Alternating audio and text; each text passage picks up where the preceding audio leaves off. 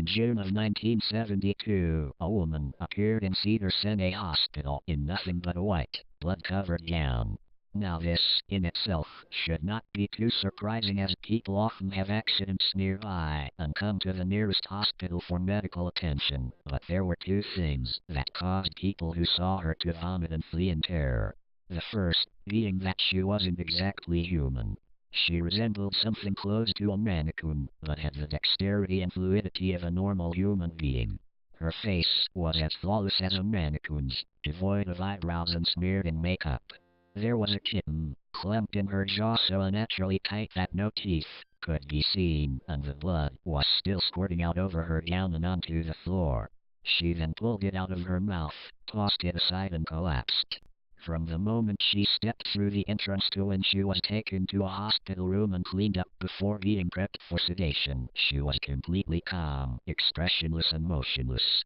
The doctors thought it best to restrain her until the authorities could arrive, and she did not protest. They were unable to get any kind of response from her, and most staff members felt too uncomfortable to look directly at her for more than a few seconds. But the second the staff tried to sedate her, she fought back with extreme force. Two members of staff had to hold her down as her body rose up on the bed with that same blank expression. She turned her emotionless eyes towards the male doctor and did something unusual. She smiled. As she did, the female doctor screamed and let go out of shock. In the woman's mouth were not human teeth, but long, sharp spikes. Too long for her mouth to close fully without causing any damage. The male doctor stared back at her for a moment before asking, "What in the hell are you?" She cracked her neck down to her shoulder to observe him, still smiling. There was a long pause. The security had been alerted and could be heard coming down the hallway.